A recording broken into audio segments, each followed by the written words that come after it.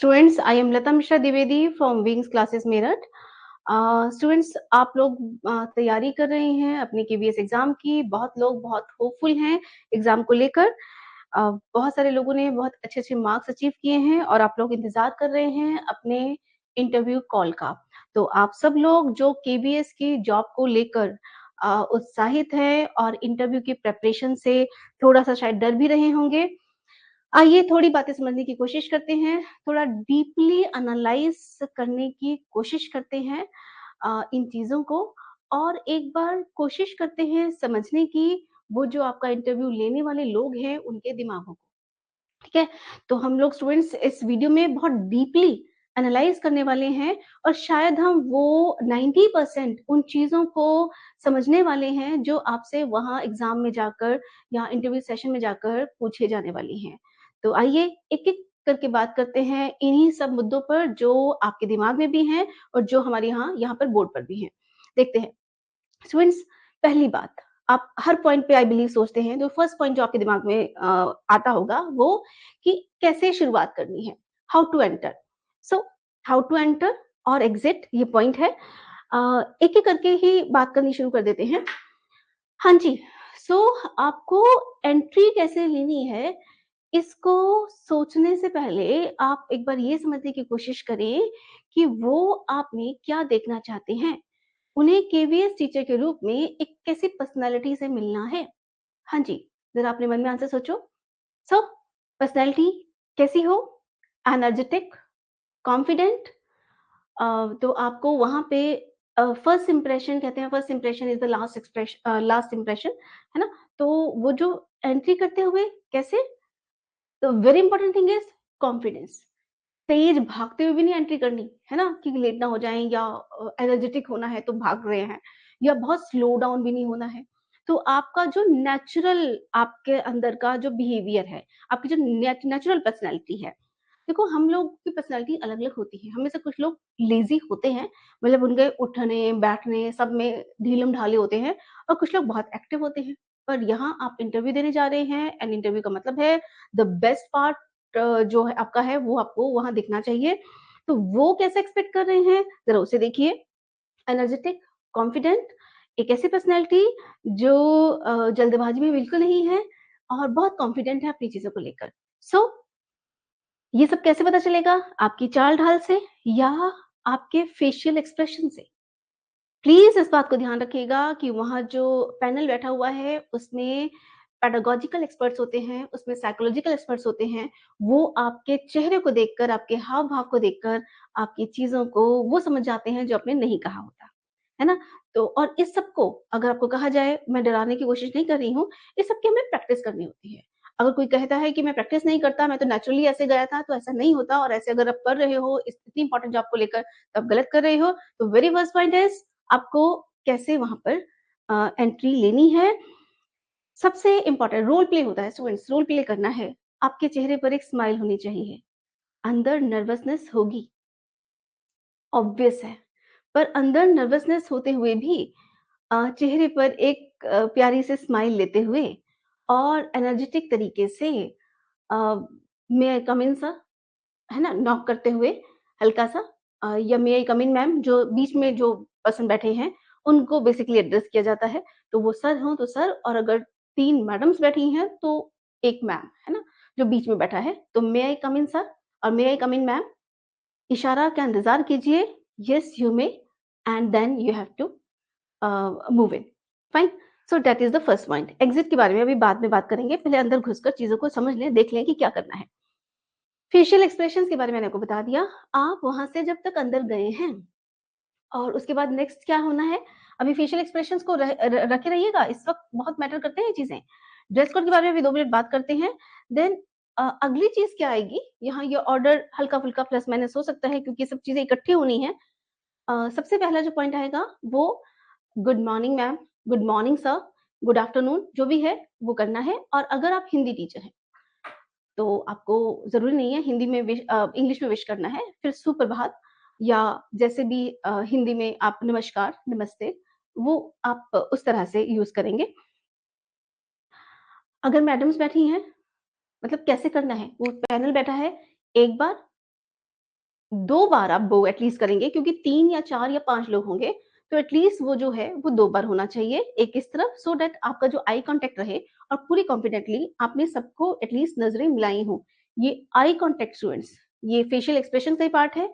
आपके एंट्री से लेकर वहाँ तक के आपके जो जेस्चर्स हैं, भाव-भंगिमाएँ हैं, इसको आपको प्रैक्टिस करना है क्योंकि ये चीज़ें वहाँ जाकर जो अंदर जो बेचैनी होती है या अंदर जो अ नर्वसनेस होती है, वो उस चक्कर में हम भूल ही जाते हैं कि करना क्या है। तो इस चीज़ को बार-बार अगर प्रैक्टिस कर लोगे तो वो बेटर होगा क्योंकि अ, 10 नंबर तो यहाँ से यहाँ तक के हो गए, ठीक है? वो जो आपके बिहेवियर में जज करना चाहते हैं कि जब डिफरेंट सी परिस्थितियाँ होती हैं, मुश्किल सिचुएशंस होती हैं, तो उसमें आपका बिहेवियर कैसा होता है, आप निखर के निकलते हो या दब जाते हो, that is the first thing. तो ये आपके 10 मार्क्स हैं। देन ये ऐसे अलग-अलग नहीं होते हैं लेकिन ये ओवरऑल इन्हीं से मिलते हैं। स्टूडेंट्स आप उन्हें विश कर चुके हैं और उसके बाद आप वेट करेंगे। ये सीकिंग परमिशन जब हमने नॉक करके कहा, तो वो नॉक करके उनसे परमिशन लेना। एक बात यहाँ पे और ज़रूरी है, कई बार वो लोग बात कर रहे होते हैं। पिछला जो कैंडिडेट गया है उसके सिलसिले में डिस्कस कर रहे होते हैं। तो आप ये नहीं कि आप ज़ोर से आपने नॉक किया, उन्होंने सुना नहीं तो दोबारा सर मैं एक वेट मतलब वेट कीजिए, वो आपकी तरफ देखें, नॉक आपने बस कर दिया है, may I come in sir? That is it. Disturb मत कीजिएगा, मैनर्स नहीं है, एटिकेट्स नहीं होते हैं। सो आपने उसके बाद क्या किया? विश कर चुके हैं। सीकिंग परमिशन यहाँ के लिए भी और वेट टू सिट जब तक वो कहे नहीं, तब तक आपको बैठना नहीं होता है। सो उन्होंने कहना ही होता है, पर ये मानस होते हैं, एटिकेट्स होते हैं और टीचर्स बनने जा रहे हैं। कुछ एक नॉर्म्स, कुछ एक चीज़ें आपसे एक्सपेक्टेड हैं। तो ये नहीं है कि गए, विश किया, कुर्सी खींची, बैठ गए, रॉन्ग। आपको वो आपको बोलेंगे काइंडली बी सीटेड या बैठ जाइए, प्लीज़ सिट। थैंक यू बोलकर थैंक यू सर या थैंक यू मैम कह के आपको वहाँ पे बैठ जाना है। फाइन। स्माइल गायब नहीं होना चाहिए, स्माइल होनी चाहिए। Student smile is the shortest distance between 2 people. ये वो भाषा है जिसके ज़रिए आप दूसरे से कनेक्ट कर लेते हैं या वो आपके साथ कनेक्ट कर पाता है। तो इस स्माइल को कैसे लेकर आना है? अगर टीचर बन के भी हमें रोल प्ले करना होता है स्टूडेंट्स के सामने, तो इसको आपको प्रैक्टिस करनी है। ये जॉब का मामला है। ये ध्यान रखिएगा इंटरव्यू की वेटेज इस बार इतनी है या इसके बारे में 2 मिनट बाद बात करूँगी या चलो कर लेती हूँ। स्टूडेंट्स ये ध्यान रखिएगा वेटेज तो इतनी है ये अलग बात है। पॉइंट ये है कि अगर उन्हें आपको लेना है, आपका इंटरव्यू ऐसा गया है कि उन्हें लगता है कि आप पढ़ा सकते हो, तो आपके मार्क्स वो 50 प्लस में ही देंगे, क्योंकि उन्हें आपको लेना है। कम मार्क्स होंगे तो और ज़्यादा देंगे क्योंकि उन्हें ये व्यक्ति केवीएस में चाहिए। और अगर आपके मार्क्स आ गए हैं 140, 140 मार्क्स हैं, अच्छे मार्क्स हैं आपके एंड आप उन्हें देखने में लग रहा है कि ये नहीं मैनेज कर पाएगा, तो मार्क्स आपको इतने कम देंगे, आप ये कहेंगे मैंने इतना भी बुरा नहीं किया था, पर वो उन्हें आपको केवीएस में नहीं लेना है। तो आपके वो इतने कम देंगे कि आप यहाँ पर एडमिशन या एंट्री इस जगह पर ना ले पाएँ। तो कुल मिला के इंटरव्यू का मतलब ही ये है कि if you are teaching is a practical job मतलब doing teaching is related to doing आपको कितनी नॉलेज है, वो आपके रिटन एग्ज़ाम में आई है, पर आपको पढ़ाना आता है कि नहीं, आपको क्लास मैनेज करनी आती है कि नहीं, वो वहाँ देखा जाएगा। तो ज़्यादा इम्पोर्टेंट एस्पेक्ट जो है वो इंटरव्यू है, नॉलेज उन्होंने 70% में चेक कर ली है। तो आपका इंटरव्यू कैसा गया, इस बात पर आपका सिलेक्शन निर्भर करता है। तो इसको नॉन सीरियसली ना लें, अगर आपको कॉल लेटर आ जाता है, तो आप अ, बिल्कुल ज़िंदगी भर अपने आप को कभी माफ़ नहीं करोगे, अगर आपने इसको नॉन सीरियसली लिया। तो मेहनत और प्रैक्टिस करनी है। स्टूडेंट्स नेक्स्ट पॉइंट हम ले रहे हैं। मैं यहाँ पे एक पॉइंट और कहना चाह रही हूँ, इसे भी सुन लीजिए। जब हम छोटे बच्चों को वो जो nursery, LKG, UKG, first, second, third के बच्चों को भी पोएम तैयार कराते हैं ना, तो उसको इतनी बच्चों को भाव भी नहीं पता होते, चीज़ें भी नहीं पता होती बहुत ज़्यादा, जो बोल रहे होते हैं वो भी समझ नहीं आता। और वो इतनी बार प्रैक्टिस करते हैं, इतनी बार प्रैक्टिस करते हैं कि जब वो वहाँ जाके स्टेज से बोलते हैं, तो वो नेचुरली एक्सप्रेशन निकल कर आते हैं क्योंकि वो उन्हें रट गया होता है। तो रट्टू तोता लगना नहीं चाहिए, मतलब ऐसा नहीं लगना चाहिए कि आप रट कर आए हो। तो आपको 2 चीज़ें करनी हैं, प्रैक्टिस करनी है, रटना भी है, पर इतना कॉन्फिडेंट हो जाना है उसमें कि उन्हें बिल्कुल भी ये पता ना चले कि आपने ये सब ऑलरेडी तैयार किया हुआ है, लेकिन तैयारी करके जानी होती है। Okay, so next is dress code, हमने फेशियल एक्सप्रेशन की बात कर ली, सीकिंग परमिशन की बात कर ली। मैंने कहा बैठने से पहले उनकी परमिशन लीजिएगा और जब आप बैठ जाते हैं तो अगर चेयर मूव भी करनी होती है, वैसे तो शायद नहीं करनी होती है, लेकिन पिछला कैंडिडेट अगर चेयर को इधर-उधर करके गया है या थोड़ा-सा उसे मूव तिरछी है, तो वो तो उठ के सीधा नहीं करेंगे। तो आपको अगर करना है तो बिना आवाज़ के करनी होती है और बैठने के बाद आपको थैंक यू बोलना होता है। एटिकेट्स, मैनर्स, नॉर्मल सी चीज़ें। अच्छा, उसके बाद अ, हाँ, यहाँ पे ड्रेस कोड की और बात कर लें। यहाँ तक हो गया है, फिर कुछ मुद्दों की बात करेंगे। स्टूडेंट्स, बहुत इश्यू रहता है कि भई साड़ी पहन के जाएँ, गर्ल्स हैं तो। बॉयज़ का तो सिंपल है कि एक फॉर्मल शर्ट और ट्राउज़र पहन के जानी होती है, जीन्स वगैरह नहीं पहननी होती है। टीचर्स के लिए एक एथिक्स डिसाइडेड होते हैं। यू शुड लुक एलिगेंट, आपको बढ़िया दिखना चाहिए, पर फैशनेबल नहीं होना चाहिए, वो हम टीचर से एक्सपेक्ट करते हैं। Teacher act as a role model for the students. तो बॉयज़ के लिए सिंपल है, girls look good in saris, लेकिन if you are not comfortable in saris तो बिल्कुल ज़रूरी नहीं है कि आप साड़ी ही पहने। आप एक कुर्ती, बहुत एलिगेंट सी कुर्तीज़ होती हैं, है ना? वो पहन सकते हैं जिसमें कोई फैशनेबल चीज़ें नहीं हैं।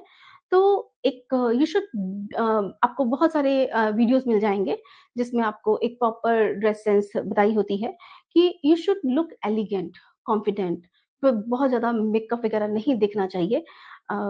You should look nice with a smiling face, smile को मत छोड़िएगा। सो अगर आप साड़ी पहनने में कंफर्टेबल हैं, साड़ी के साथ रीच कर पाती हैं, साड़ीज़ को लेकर क्योंकि वहाँ काफ़ी देर तक आपको रहना पड़ सकता है। अगर आप उसको लेकर नर्वस नहीं हैं, आपकी वो प्लीट्स खराब हो गई हैं, चीज़ें हो गई हैं और आपका दिमाग उधर ही अटका हुआ है और उसकी वजह से आपकी बाकी सारी चीज़ें खराब हो रही हैं, तो better not to wear it. लेकिन अगर आपको उसकी आदत है, आप उसे पहन कर देख चुकी हैं, आप उससे कंफर्टेबल हैं, आप नॉर्मली उसको यूज़ कर लेती हैं, तो आपको पहन सकते हो तो बहुत अच्छी बात है। नहीं तो कंफर्टेबल होना बहुत ज़रूरी है, कॉन्फिडेंट होना बहुत ज़रूरी है। Smiling face and confidence, they are the they are the focal points. इसके बाद बाकी सारी चीज़ें इधर-उधर हैं, है ना? सो ड्रेस कोड के बारे में बात हो गई। आपने बैठते हुए थैंक यू बोल दिया है, चेयर को नहीं हिलाया आपने। देन अच्छा, एक इम्पोर्टेंट क्वेश्चन जो यहाँ पे आप पूछेंगे कि whether to speak in English और हिंदी। भई केवीएस में इंग्लिश टूल्स हैं, वो चाहते हैं कि टीचर इंग्लिश बोलता हुआ हो। तो अगर मैं इसको ऐसे कहूँ कि you should speak in English uh, but in a comfortable way. Uh, आप वो जो देखना चाहते हैं आपके अंदर, वो ये देखना चाहते हैं कि आप कंफर्टेबली इंग्लिश बोलने वाले व्यक्ति होने चाहिए। अब इसका क्या मतलब है? इसका मतलब ये है कि अगर आप इंग्लिश को अटक-अटक कर बोल रहे हैं या उन्हें फटाफट से ये महसूस हो जाता है कि आप इंग्लिश में अपनी बात कहने में कंफर्टेबल नहीं हैं या इंग्लिश के जो वर्ड्स हैं उन्हें प्रोनाउंस करते हुए बहुत मिस्टेक्स कर रहे हैं या ये उच्चारण सही नहीं हो रहा है, तो इससे बेहतर तो आपको वो यूज़ नहीं करनी चाहिए। आप इसमें करें क्या? नहीं करेंगे तो भी नहीं चलेगा, क्योंकि अगर आप साइंस टीचिंग के लिए गए हैं, मैथ्स केवीएस है, तो आपको डिफरेंट सब्जेक्ट्स टीच करने हो सकते हैं, वो आपको इंग्लिश बोलते हुए देखना चाहते हैं, तो करना क्या है? स्टूडेंट्स, कुछ क्वेश्चन्स ऑलरेडी पता होते हैं, जो हमसे होने ही होने हैं। विश हमें करना ही करना है, कुछ चीज़ें बोलनी ही बोलनी हैं, तो वो चीज़ें आपकी इतने अच्छे से प्रिपेयर्ड होनी चाहिए कि उन्हें आइडिया भी ना हो पाए कि इसको इंग्लिश 20-25 साल तक नहीं आती थी, अब भी इसने 15 दिन में प्रैक्टिस की है। तो कुछ चीज़ें इंग्लिश में कहते हुए इतना कंफर्टेबल हो जाओ और इतना कंफर्टेबल कब होगे? मैं कहूँ 50 बार रिपीट करो तो कम है, 100 बार शीशे के सामने रिपीट करो। वो अपने आप मुँह से निकलता चला जाए। वो इतना तो जो चीज़ें हमें इंग्लिश में बोलनी है, वो ऐसे अम, अगर कहीं आप ऑफ़लाइन क्लासेस ले रहे हो और वहाँ किसी के सामने बोल के दिख रहे हो, कोई आपको गाइड कर रहा है, ग्रुप के सामने बोल रहे हो, तो बहुत अच्छी बात है, उससे हेसिटेशन ज़्यादा खुलती है। तो नहीं तो शीशे के सामने आपको वो बार-बार, बार-बार रिपीट करना है, तो वो चीज़ें तो आप इंग्लिश में बोलेंगे। जो नए क्वेश्चन्स आते हैं या जिन क्वेश्चन्स में आपको लगता है कि आपको सोच समझ के उनका आंसर देना है, वहाँ इंग्लिश के साथ ज़बरदस्ती मत कीजिएगा, अगर आप इंग्लिश बोलने में कंफर्टेबल नहीं हैं तो। फिर से पॉइंट वही, कॉन्फिडेंटली उन लोगों को एंगेज करते हुए जो भी कहेंगे विद अ स्माइलिंग फेस, वो बढ़िया माना जाएगा। और अगर आप अपनी बात को कह ही नहीं पा रहे हैं क्योंकि लैंग्वेज साथ नहीं दे रही है, तो कुछ मर्ज़ी बोलते रहो, फिर वो गलत इंप्रेशन जो है वो गलत जाएगा। सो स्टूडेंट्स, आप बाइलिंगुअल हो सकते हैं। इंग्लिश में बहुत कंफर्टेबल हैं तो कोई दिक्कत ही नहीं है, तो कीजिए। लेकिन अगर इंग्लिश में कंफर्टेबल नहीं हैं, तो इंग्लिश उतनी ही यूज़ कीजिए जितने में कंफर्टेबल हैं और उतनी सीख कर जाइए, उतना करके जाइए, उसको बार-बार प्रैक्टिस कर लीजिए और जहाँ पे भी नए क्वेश्चन्स हैं या अपनी मन की बात को कहना है, अपने तरीके से आंसर देना है, नया जवाब देना है, वहाँ बेहिचक हिंदी में बात कर लीजिए। गुनाह नहीं है वो भी, वो चाहते ये हैं कि आप ज़रूरत पड़ने पर इंग्लिश में बात कर सकें, वो अपने आप तैयार कर लेंगे। कॉन्फिडेंस नहीं जाना चाहिए, ये बहुत इम्पोर्टेंट बात। ओके, इसके डेमो टीचिंग के बारे में हम बाद में करेंगे। अब जो बहुत इम्पोर्टेंट पॉइंट्स हैं, स्टूडेंट्स ये ऑलरेडी पता होता है, पता नहीं क्या पूछेंगे इंटरव्यू में, ऐसा नहीं है। उनके पास 7-8 मिनट होते हैं, मतलब इन ऑल 8-10 मिनट की उन्हें डेमो टीचिंग करानी होती है और वो 5-7 मिनट आपसे क्वेश्चंस पूछते हैं, एक पैनल होता है, उसके भी कुछ पर्टिकुलर क्वेश्चंस ही तैयार होते हैं। तो उसमें पहला क्वेश्चन कौन-सा आएगा, दूसरा कौन-सा आएगा, तीसरा कौन-सा आएगा, अगर चौथा आना है तो वो कौन-सा आएगा और किसी कोई स्टूडेंट बहुत पसंद आ रहा है, उसका इंटरव्यू बहुत पसंद आ रहा है, तो थोड़ी-सी और बात हो सकती है। अगर 5वाँ छठा क्वेश्चन आता है आपके पास से, तो ये बहुत अच्छी बात है, वो आपसे बात करना चाहते हैं, ये अच्छी तरफ जाता है। लेकिन पहले 3, 4, 5 क्वेश्चन बिल्कुल गेस्ड होते हैं, अंदाज़ा होता है, वो कौन से वो पूछने वाले हैं। तो ये आप किसी भी इंटरव्यू में टीचिंग का इंटरव्यू है तो इस तरह के ही क्वेश्चन्स होते हैं। और जो मैं कह रही हूँ, इसका आपको 80% तक आपको यही मिलेगा, 1-2 क्वेश्चन्स उसपे अलग-अलग हो सकते हैं, वो जब आप मिलेगा आपसे तो क्या पूछेगा? अ, 90% केसेज़ में इंटरव्यूज़ में पूछा जाता है, बेसिकली वो आपको बोलते हुए देखना चाहते हैं। पहली बात, यहाँ पे जो वो चल रहा है, वो माइंड गेम चल रहा है, वो आपको जज करने बैठे हैं। आप टीचर बनने के काबिल हैं कि नहीं हैं, वो ऐसा क्या करें जिससे आप बोलो? तो पहला क्वेश्चन जो उनके पास होता है हमेशा, वो ये होता है, ओके, इंट्रोड्यूस योरसेल्फ। आपके नाम कहाँ से आए हो, उससे मतलब नहीं होता है। पर वो आपको बोलते हुए देखना चाहते हैं। इंसान नॉर्मल दिखता हुआ और जब वो अपनी बात को कहता है, तो उसकी पर्सनैलिटी ज़्यादा बढ़िया तरीके से जज की जा सकती है। तो जब वो आपसे कहते हैं इंट्रोड्यूस योरसेल्फ और आप अपना जो याद करके गई हैं या तैयारी करके गई हैं, I am such and such, I came from this and this, वो एक बहुत सारे वीडियोज़ आपके पास अवेलेबल हैं कि आपको कैसे इंट्रोडक्शन करनी है ना? अपना नाम बताना है, कहाँ से आए हैं, फिर बताना है एंड अगर टीचिंग कर रहे हैं, नहीं कर रहे हैं, होम मेकर हैं या अभी स्टूडेंट हैं, जो भी है, वो आप जो 3-4 लाइनों में कहोगे, क्लियर अ, क्लियर बातें, कॉन्फिडेंट, शॉर्ट, रटने ऐसा तैयार करके जाना है पर रटा हुआ नहीं लगना है।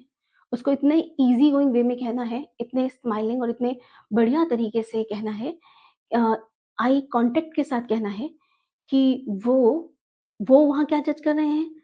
आपके बात को कहने का, लोगों से बात करने का तरीका। टीचर का आर्ट ऑफ एक्सप्रेशन बढ़िया होना ही चाहिए और यहाँ जब आप अपने आप को इंट्रोड्यूस करते हैं तो आपका आर्ट ऑफ एक्सप्रेशन मैटर करता है कि वो कैसे चल रहा है। तो जब आपने अपनी बात को उनके सामने रखा, जितना आप देखिए, जब ऊपर एक होता है दबते बात को कहते हुए बात शुरुआत जोर से की और धीरे चलते चले गए। एक होता है आपने बात को कहा और वो लाउडर होता चला गया। लाउडर मतलब चिल्लाना नहीं, कॉन्फिडेंस बढ़ता चला गया, आपका फेस ऊपर चलता चला गया और आप थोड़ा-सा उनकी तरफ भी वो करते हैं एंड अपनी बात को प्रॉपर्ली पहुँचा पाते हैं। ये वो चीज़ें हैं जो ये बताती हैं कि you are confident enough to express yourself, ठीक है? तो ये अच्छा, इसमें मैंने एक जगह देखा है कि एक व्यक्ति इंटरव्यूअर जो स्टूडेंट बैठा था, उसने क्या किया and this was very interesting. आपके कई बार ना सामने टेबल पे कुछ ऐसा रखा होता है, जो आपकी तरफ जो व्यक्ति ध्यान दे रहा है, जो आपको सुन रहा है बहुत ध्यान से और आप भी उससे बात कर रहे हैं। एक तो बात एक से नहीं करनी होती है, बात आई कॉन्टैक्ट सबके साथ थोड़ा-थोड़ा होना चाहिए। पर आपने देखा कि आपकी बात को कुछ तो अपने फ़ाइल में देख रहे हैं, पर आपकी बात को कोई व्यक्ति है जो बड़ा कॉन्फिडेंटली, बड़ा ध्यान से सुन रहा है और बहुत एनग्रॉस्ड है, वो आप में इंटरेस्ट ले रहा है और सामने एक फ्लावर वाज़ रखा है, एक कोई ऐसी चीज़ रखी है जो बीच में आई कॉन्टैक्ट में बाधा कर रही है। तो उसको यहाँ से थोड़ा-सा साइड पे किया एंड अपनी बात को कंटिन्यू रखा, बहुत आराम से। This shows your confidence. तो ऐसा नहीं है कि अगर कोई चीज रखी है तो आप यूं कर रहे हैं, यूं कर रहे हैं क्योंकि आपको उनसे बात करनी है, या आप कुछ नहीं कर रहे हैं, आप दिख रहे नहीं दे रहे, फर्क नहीं पड़ता। स्टूडेंट, सारा जो गेम है वो है आपके, वो जो जज करने बैठे हैं वो है आपके कहने का तरीका, आपका अंदाज, आपका एट द स्पॉट चीजों को लेने का तरीका, आपका कॉन्फिडेंस, और वो आपकी बातों में झलकता है, आप अपनी बात को कैसे कहते हैं। तो इसको प्रैक्टिस करना ही जरूरी है। उन्हें नहीं मतलब आप कौन हो, कहाँ से आए हो, उन्हें केवल मतलब ये है कि अपनी अपनी बात को रख कैसे रहे हैं। आप समझ गए? तो इसको आपको तैयार करना है, इतना प्रिपेयर करना है कि आप इसमें कॉन्फिडेंट हो, आपको पता हो कि ये काम कैसे कैसे करना है। That is the first question. ठीक है, नेक्स्ट सेकेंड क्वेश्चन। अच्छा, कई बार 10% केसेस में कुछ एक टीचर्स लोग सबको बता के भेजते हैं कि इंट्रोड्यूस योरसेल्फ, फर्स्ट क्वेश्चन आएगा, नहीं आया इंट्रोड्यूस योरसेल्फ, उन्होंने आपका नाम पढ़ा, कुछ एक बातें उनके उन्हें आपके बारे में बड़ी अट्रैक्टिव लगी, वो आपसे कहते हैं, सो मिस मानवी, मतलब कोई भी नाम ले लिया मैंने, मिस मानवी, हाउ आर यू। आप तो तैयार ही नहीं थे, तो अ, आपने छकपका गए कि इंट्रोड्यूस, आप तो तैयार बैठे थे, इंट्रोड्यूस योरसेल्फ में बोलोगे, अरे वही तो है, हाउ आर यू। आपको ये तैयार होना चाहिए कि sir I am fine, I am very much fine, thank you, इतना ही बोलना है, ये मत पूछना and what about you. No, informal conversation नहीं होती है इंटरव्यू में। वो आपसे पूछेंगे, आप छोटे ओहदे पर हैं, व्हाट अबाउट यू नहीं पूछा जाएगा, ये इंटरव्यू है, नॉर्मल बातचीत नहीं है। ठीक है, so this was the first thing. Second is, second question, tell us. अच्छा, सेकंड क्वेश्चन क्या होगा? अब देखो, अगर उन्हें आपकी इंट्रोडक्शन से वो सेटिस्फाइड हैं, वो ये देख चुके हैं कि आप बात करने में कंफर्टेबल हैं, अगर वो ये देख चुके हैं, तो वो आपसे नेक्स्ट क्वेश्चन क्या पूछें, नेक्स्ट क्वेश्चन वो आपके पास से ही पूछेंगे, आपसे लेंगे। तो वो पूछेंगे, why you want to be teacher, कुछ ऐसा जो वो तैयार करके आए हैं, या जिसमें उन्हें आपकी कुछ क्रिएटिविटी चेक करनी है, फाइन। लेकिन अगर आपने इंट्रोडक्शन बहुत छोटी सी दी है जिसमें वो ये जज ही नहीं कर पाए कि आप बहुत कंफर्टेबल हैं कि नहीं हैं, आप डिलेमा में हैं वो भी, तो वो आपसे पूछेंगे, tell us something more about yourself, अपने बारे में हमें कुछ और बताइए। या ऐसे ना हो के, what are your hobbies, what are your interest, ये क्यों पूछ रहे हैं, फिर से सुनिए वो क्यों पूछ रहे हैं। उन्हें ना आपकी हॉबी से कोई लेना देना, ना इंटरेस्ट से लेना देना, ना आपको वो जानना चाहते हैं।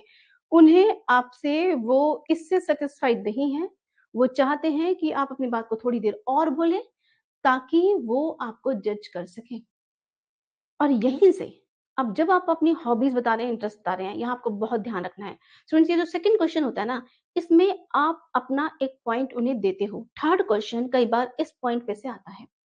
कई बार क्या, बहुत बार आपने कहा, सर मुझे रीडिंग का बहुत शौक है, आई लव रीडिंग, क्योंकि आप टीचिंग में जा रहे हैं, आप कह रहे हैं आई लव रीडिंग। जो आप यहाँ बोलेंगे, नेक्स्ट क्वेश्चन वो वहां से उठेगा। बहुत बढ़िया लोग होते हैं, तो दे नो कि किसको किस तरह से घुमाना है। तो अगर आप पूछेंगे, सर मुझे रीडिंग का बहुत शौक है, तो वो पूछेंगे, tell us about a book that you have read recently. तो एक बुक के बारे में बड़ाई बताइए जो आपने पढ़ा है। अब आप कहने वाले हो, सर मैं तो केबीएस की तैयारी की बुक्स की बात कर रहा था, नहीं चलेगा, है ना? अगर आप रीडिंग का शौक बता रहे हैं तो आपको कुछ बुक्स पता होनी चाहिए, पढ़ी होनी चाहिए, जिसमें आपने कोई नॉवेल्स हैं, कोई स्टोरीज हैं अच्छी, कोई फेमस ऑथर की बुक है, आपको वो नाम पता होना चाहिए, उनके बारे में कुछ पता होना चाहिए, और तब आप इसे रीडिंग को कहेंगे, सोच समझ के कहिएगा। क्योंकि अगर आपने ये कह दिया और उसके बाद उन्होंने क्वेश्चन पूछा तो आप सोच रहे हो कि भई मैंने तो रीडिंग ऐसे कोई तो बुक पढ़ी नहीं, या कोई बुक के नाम मुझे पता नहीं है। तो यहाँ पे सब चीज़ें, आपकी जो जीके है, करंट अफेयर है, वो भी तो टेस्ट हुआ है आपका, तो वो सब ख गायब हो जाएगा। अच्छा, आप कहते हैं कि जी मुझे तो, क्या कहने वाले हो? क्या कहोगे? सोच समझ के कहना कि क्या कहना है? क्या कहने वाले हो? मुझे सोना बहुत पसंद है, ये तो नहीं कह सकते।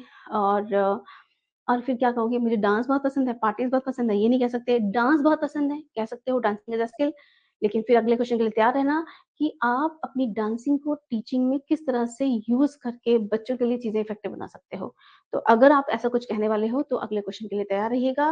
नहीं तो हॉबीज़ को आप देखिएगा कि अगर आप जो भी हॉबी बता रहे हैं, वो सही मायने में आपकी थोड़ी-सी होनी चाहिए, वही बताएँ क्योंकि झूठ ना फिर टिकता नहीं है और उससे रिलेटेड अगले क्वेश्चन के लिए तैयार रहिएगा। दैट इज़ इसमें बहुत सारी हॉबीज़ हो सकती हैं और उससे रिलेटेड बहुत सारे क्वेश्चन्स हो सकते हैं। तो जो भी हॉबी बताएँ उसके बारे में थोड़ा डिटेल पता होना चाहिए क्योंकि नेक्स्ट क्वेश्चन यहाँ से आ सकता है, बहुत लाइकली आता है। देन सेकंड क्वेश्चन उससे रिलेटेड क्वेश्चन हो गया, थर्ड क्वेश्चन बहुत ही ऑब्वियस क्वेश्चन जिसका आंसर क्या होना चाहिए ये बहुत इंपॉर्टेंट भी है क्योंकि आप टीचर बनने जा रहे हैं। So next one is why you want to be a teacher. आप टीचर क्यों बनना चाहते हैं? क्या लगता है आपको इसका आंसर क्या होना चाहिए? सच्चाई बतानी है ना? सच्चाई वो बताओगे जो सच्चाई है। यहाँ पे सच नहीं बोलना है भाई, नहीं सच बोलने से चलेगा नहीं। अगर वो बताओगे तो सच्चाई है तो वो उन्हें पसंद नहीं आएगी। आपको वो बोलना होता है जो उनको पसंद आएगा, है ना? यहाँ ये अ, मैं ये मानती हूँ कि 10% लोग बेसिकली 10% लोग ऐसे होते हैं जिनका जेन्युइन आंसर उन्हें पसंद आएगा, बाकी 90% वो लोग होते हैं जो जेन्युइन आंसर देंगे, उन्हें पसंद नहीं आएगा। तो आप क्या देना चाहते हैं? अब आप जो लोग यहाँ सुन रहे हैं, कमेंट बॉक्स में लिखिएगा कि अगर मैं अपना-अपना आंसर सोचिएगा, मैं हालाँकि यहाँ कुछ आंसर बताऊँगी, लेकिन अपना-अपना आंसर सोचिएगा, लिखिएगा, क्वेश्चन्स पूछिएगा, I will love to answer your questions. जब ऐसे कहेंगे, आपको वो क्या कर रहे हैं? वो आपको जज कर रहे हैं। ये हमेशा याद रखिएगा, आपका इंटरव्यू हो रहा है मतलब आपका पर्सनैलिटी जजमेंट चल रहा है। अगर आप ये कहते हैं कि मेरी स्टडीज़, मेरी पढ़ाई-लिखाई इसी तरफ है इसलिए मैं टीचर ही बन सकता हूँ, इसलिए टीचर बन रहा हूँ, गलत जवाब।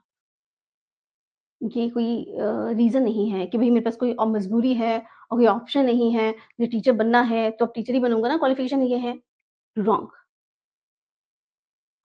टीचिंग केवल एक प्रोफ़ेशन नहीं है, टीचिंग इंडिया में टीचर को गुरु माना जाता है।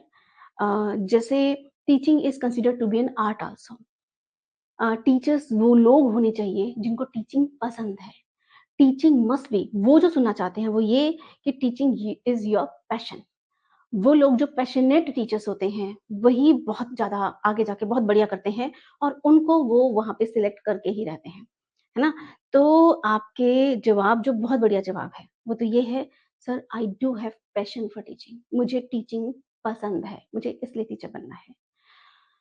अब कुछ लोग ये आंसर देते हैं, मैंने अभी पीछे किसी स्टूडेंट को सुना था, उसने मुझसे क्वेश्चन पूछा कि मैम हमने आंसर दिया था कि हमारी एक टीचर हमें बहुत पसंद थी। और केवीएस का इंटरव्यू किसी के बारे में बात हो रही थी कि केवीएस का उसने इंटरव्यू दिया था। मेरी टीचर मुझे बहुत पसंद थी, तो मैंने जेन्युइन आंसर दिया कि मेरी एक 9-10 क्लास की कोई टीचर थी, वो मुझे बहुत पसंद थी और उनको देखकर मुझे लगता था वो इतना अच्छा पढ़ाती थी। वो एक पॉइंट को 3-3 4-4 बार समझाती थी, तो उनको पढ़ाते हुए देखकर मुझे बहुत अच्छा लगता था, इसलिए मैं टीचर बनना चाहती हूँ। जवाब गलत चला गया। क्यों गलत चला गया? किसी बात को 3-3 4-4 बार समझाने की वजह से आपको वो टीचर पसंद आई है? क्या आपको एक बार में बात समझ में नहीं आती है? क्या आप थोड़े से डम्ब हो? यस, आपके जवाब से उनको यही लगेगा। So the answer will be wrong. हाँ, आप ये कहते सर मेरी लाइफ में कुछ एक ऐसे टीचर्स रहे हैं जिन्होंने मेरी पर्सनैलिटी को बहुत इन्फ्लुएंस किया है और जब मैंने ये देखा कि कोई टीचर किस कदर दूसरे की ज़िंदगी को बदल सकता है, तो मुझे लगा कि मैं किसी ऐसे प्रोफ़ेशन में ही जाना चाहूँगी जो मैं दूसरे की लाइव्स को इन्फ्लुएंस कर सकूँ या मैं समाज में किसी तरह से भी कुछ कंट्रीब्यूट कर सकूँ। तो ये अच्छा आंसर होगा। तो आप अपने शब्दों का जो चयन है, वो प्लीज़ इस तरह से कीजिए ताकि दूसरे को आपको वो चीज़ें जज करने का आपके मार्क्स अच्छे आए हैं, आप इंटरव्यू में अच्छा करने की कोशिश कर रहे हैं, लेकिन जैसे ही आपने किया, कहा कि मुझे 3 बार में बात 3-3 4-4 बार समझाती थी, गलत हो गया। हमें वो लोग नहीं चाहिए टीचिंग में जिनका आईक्यू लेवल एवरेज हो या बिलो एवरेज हो। हमें वो लोग चाहिए जिन्हें बात को कहने से पहले समझ में आ जाए या कम से कम एक बार बात कही तो समझ में आ जाए। Teachers are supposed to be the best minds of the nation according to mister APJ Abdul Kalam. तो ये आंसर इंटरव्यूअर को पसंद नहीं आएगा। अब आप आंसर लिख के भेजिएगा अपना, है ना? जो लोग भी कर रहे हैं आंसर लिख के भेजिए कि आप ये कहेंगे और उसके बाद आपको फिर मैं बताऊँगी कि कहाँ से जो आंसर है वो सही आ सकता है, कहाँ से गलत आ सकता है। क्योंकि मैं अपने आप में साइकोलॉजी की टीचर हूँ, पेडागॉजिकल एक्सपर्ट हूँ। तो बेसिकली उस चीज़ को वो लोग कैसे समझते हैं तो ये कहीं न कहीं हम लोग थोड़ा समझ पाते हैं, है ना? नेक्स्ट वन इज़ ये हो गया why you want to be a teacher. Next one is fourth question है हाउ विल यू मैनेज हाँ, इसमें मैंने आपको 1-2 आंसर्स अच्छे बता दिए हैं जो आपको कहने चाहिए। बाकी how will you manage KVS job ये आता है क्वेश्चन। अगर आप एक होममेकर हैं या आपके बच्चे भी हैं, फैमिली रिस्पॉन्सिबिलिटीज़ हैं, केवीएस में आपको दूर जाके जॉब करनी होती है, तो ऑब्वियसली ये क्वेश्चन आएगा और नॉर्मल नेचुरल मतलब नॉर्मल से लोगों से जिनकी शादी नहीं हुई है, वो भी उनसे भी आप एक वो लोग ये क्वेश्चन पूछ सकते हैं कि आप केवीएस की जॉब में हम आपको कभी कहीं भेज देंगे, कभी कहीं भेज देंगे, तो इसे मैनेज कैसे करोगे? सो इसका सच में ये थोड़ा टफ क्वेश्चन है। इसको आपको फैमिली और वर्क बैलेंस कैसे आप बनाओगे, उसको आपको जवाब देना होगा, है ना? कि करियर इज़ प्रायोरिटी मैं फैमिली मुझे सपोर्ट कर रही है या फैमिली भी यहाँ पे रहेंगी और हम इस तरह से मैनेज करेंगे। इसका एक जेन्युइन सा जवाब आपको देना पड़ेगा जिसमें वो चीज़ें झलकें, है ना? आप ट्रांसफ़र कराने की कोशिश करने लग जाओगे या आप मैनेज नहीं कर पाओगे, ये आप नहीं कह सकते हो। आपको ये कहना होगा कि टीचिंग मेरा पैशन है और वो पैशन जीने के साथ-साथ मैं अपनी लाइफ़ को, फैमिली को बैलेंस कहीं न कहीं करना जानती हूँ। आपको ये कॉन्फिडेंस उन्हें शो करना पड़ेगा। सो इस क्वेश्चन का जवाब भी बड़े सधे हुए शब्दों में होना चाहिए, ये कोई नेगेटिव इम्पैक्ट ना लेकर जाए, तो इस क्वेश्चन को आपको प्रिपेयर करना है और अगर आप किसी जगह पे कोचिंग ले रहे हैं, तो इस क्वेश्चन को प्रिपेयर करके, उन्हें बता के और नहीं तो यहाँ पे जवाब दे दीजिएगा, मैं आपके जवाब में अगर नेगेटिव कुछ होगा तो डिस्कस करूँगी।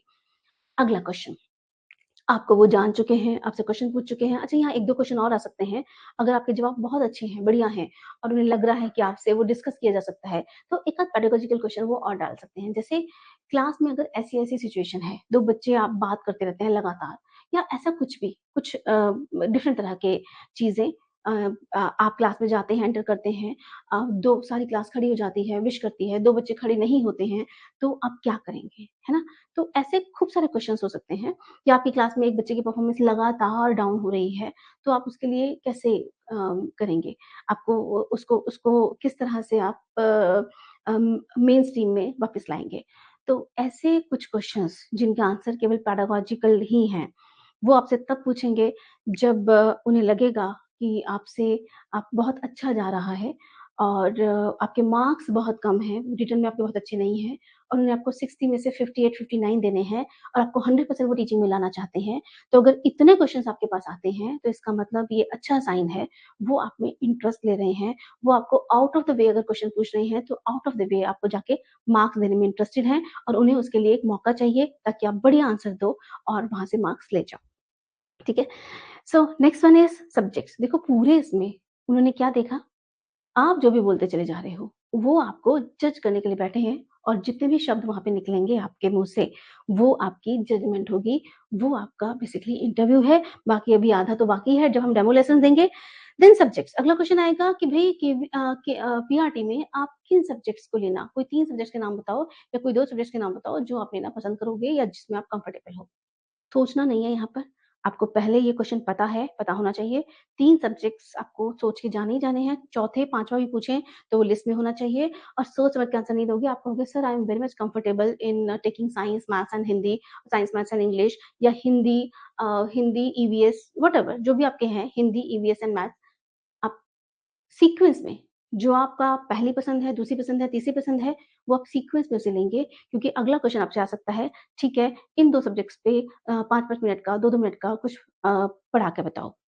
तो जो आपका सीक्वेंस है, उसमें से वो आपसे चीज़ें करने के लिए कह सकते हैं, सो बी रेडी फॉर दैट। आपको ये तो आई बिलीव पता होगा कि आपको एनसीईआरटी के सारे बुक्स एटलीस्ट जो 3 सब्जेक्ट आप लेकर चल रहे हैं, उनके तो first, second, third, fourth, fifth की बुक्स, उनका जो नोट्स हैं, वो बनाने हैं और पूरे के बनाने की ज़रूरत नहीं है, क्योंकि वहाँ मुश्किल से 5 से 7 मिनट, 8 मिनट आपको मिलेंगे डेमो के लिए, तो आपको लेसन को केवल इंट्रोड्यूस करना है। तो इंट्रोड्यूस कैसे करना है, उस समय ज़्यादा ध्यान दीजिएगा कि वो कितना एक्टिविटी बेस्ड, कितना प्लेफुल वे में होगा, उसपे ज़्यादा ध्यान दिए जाने की ज़रूरत है, बजाए कि उसको कंप्लीट करने के। कंप्लीट वहाँ लेसन नहीं देखा जाएगा, केवल वो आपको पढ़ाते हुए देखना चाहते हैं। तो यहाँ मुझे अब एक बात और कहनी है, स्टूडेंट्स ये जो आपका चीज़ें थी, 30 मार्क्स की थी, 60 मार्क्स का टोटल इंटरव्यू है टोटल है और इसमें 30 मार्क्स का ये पोर्शन है और 30 मार्क्स का डेमो टीचिंग है। एक व्यक्ति जब बैठा हुआ नॉर्मल बात कर रहा होता है, तो वो अलग होता है और जब वो डायस पे आके खड़ा होता है या टीचिंग के लिए खड़ा होता है, तो उसकी पर्सनैलिटी बिल्कुल बदल जाती है और बदलनी भी चाहिए। ध्यान रखना कि आपको बच्चों को पढ़ाना है, तो यहाँ आप अब एक नॉर्मल इंसान नहीं हैं, बच्चों को पढ़ाने के लिए बच्चा बनना पड़ता है। आपको रवीन्द्रनाथ टैगोर की स्टेटमेंट याद होगी कि एक टीचर जिसने अपने अंदर का बच्चा खो दिया है, वो शिक्षण प्रक्रिया के लिए बिल्कुल उपयुक्त नहीं है। तो बच्चों को पढ़ाने के लिए आपको बच्चा होना होता है। अगर आप हिंदी की पोएम पढ़ा रहे हैं, इंग्लिश की कोई पोएम पढ़ा रहे हैं, साइंस में कोई टॉपिक पढ़ा रहे हैं, तो वो हर चीज़ में वो अलग-अलग तरह से जाएगा। कुल मिला के रिदमिक वे, एक्सपेरिमेंट्स, एक्टिविटीज़ बच्चों की ज़िंदगी से जोड़ते हुए अ, एक एक बच्चा बनकर थोड़ा-सा अपने लेवल को डाउन करके फिर उस तरह से चीज़ों को करना, वो आपको हेल्प करेगा, सीधा हेल्प करेगा। एकदम से जैसे आप उस तरह से शुरू करोगे ना, अभी वो जिस पर्सनैलिटी से मिल रहे थे, एक एलीट सा व्यक्ति, एक कॉन्फिडेंट सी पर्सनैलिटी, एक बहुत कॉन्फिडेंट तरीके से बात करता हुआ और जैसे ही वो टीचर के रूप में गया है, उसकी पर्सनैलिटी बिल्कुल बदल जाती है और वो बच्चों की तरह से भी this will give you the marks, है ना? ये यहाँ पे ये और इसमें तो बहुत है अभी क्योंकि अब next one is demo teaching. इसके तो स्टूडेंट्स फिर से 30 मार्क्स हैं, इसका नेक्स्ट वीडियो में डिस्कस करेंगे, लेकिन ये पक्का है कि demo teaching is going to be very important एंड इसके लिए बहुत प्रैक्टिस की ज़रूरत है। बीएड में जो आपने चीज़ें पढ़ी थी कि डेमो टीचिंग को कैसे शुरुआत करना है, लेसन को कैसे इंट्रोड्यूस करना है, आपका सब्जेक्ट कौन-सा है, तो उसमें कौन-सा टॉपिक लिया जा सकता है और उसको कैसे इंट्रोड्यूस करना है। तो इसके बारे में स्टूडेंट्स हम नेक्स्ट वीडियो में बात करेंगे। आई बिलीव आपको आज का सेशन समझ में आया होगा। अगर आपको लग रहा हो कि ये चीज़ें आपके काम की हैं और चैनल को आपने सब्सक्राइब ना किया हो, तो इसे सब्सक्राइब कर लीजिएगा, लाइक शेयर कर दीजिएगा ताकि बाकी लोगों को भी इसका बेनिफिट मिल सके और कुछ कमेंट्स ज़रूर दीजिएगा ताकि मुझे भी मोटिवेशन मिले कि मैं आपको ऐसी फर्दर वीडियोस देती रहूँ। विंग्स क्लासेस का जो ऑफलाइन कोर्स है वो देखो ये चीज़ें तो आपको यूट्यूब पे सब मिल जाएँगी, है ना? ऑफलाइन कोर्स जो शुरू हो रहा है वो 16th ऑफ मार्च से शुरू हो रहा है। वो डेमो टीचिंग के लिए बहुत इफेक्टिव चीज़ें होती हैं। तो जिनको लग रहा है कि डेमो टीचिंग के लिए कोई प्रैक्टिस कराने वाला हो, क्या कहाँ-कहाँ हम मिस्टेक्स कर रहे हैं, कहाँ-कहाँ चीज़ें कर रहे हैं, ये एक आध डेमो टीचिंग से काम नहीं चलता है, इसका एक सीरीज़ जाना पड़ता है या मैं कहूँ कि अलग-अलग तरह के स्टूडेंट्स होते हैं।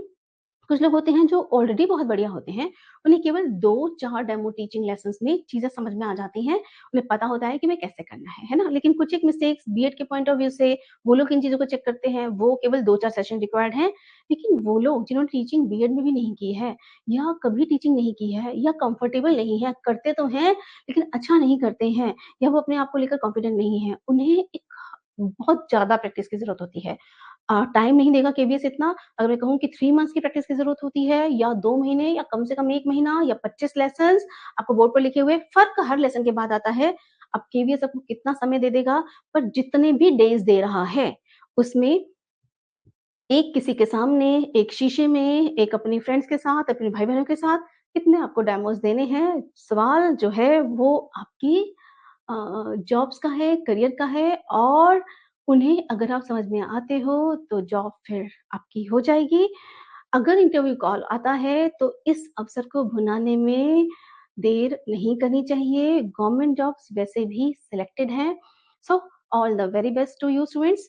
ना कुछ और क्वेश्चन्स हो तो आप मुझे कमेंट बॉक्स बॉक्स में जाके कमेंट कर सकते हैं, क्वेश्चन पूछ सकते हैं। मैं कोशिश करूँगी यूट्यूब पे आते रहने की और आपको आपके क्वेश्चन्स के आंसर देते रहने की। चलिए थैंक यू स्टूडेंट्स।